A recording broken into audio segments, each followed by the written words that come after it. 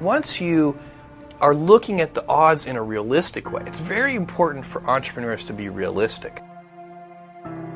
And so if you believe on that first day while you're writing the business plan that there's a 70% chance that the whole thing will fail, then that kind of relieves the pressure of self-doubt. I mean, it's sort of like, I don't have any doubt about whether we're going to fail. That's the likely outcome. That you are focused on something you're passionate about. You can't follow the fashion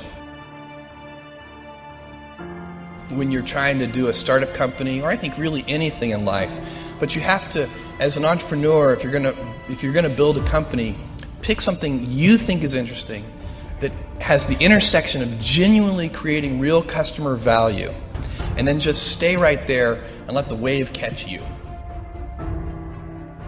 I first talked to my wife, who she had married a relatively stable, goofy but still relatively stable person working at a Wall Street firm.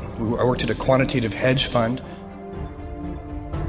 and this was a hard decision. And I was looking for the right framework in which to make that kind of important decision.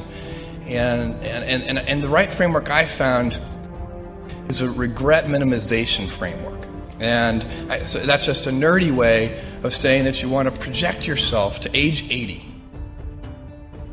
And then think back over your life. And if you're 80, what are you want to minimize the number of regrets you have throughout. But it was a very clear way for me to think about making that kind of life decision. And the way it helped was I thought, okay, if I go do this thing and participate in this thing called the internet that I genuinely believe is going to be a big deal, and if I fail, am I going to regret having tried and failed? And I knew the answer to that was no. But I also knew that if I didn't try, that I would always regret that. Step by step, ferociously.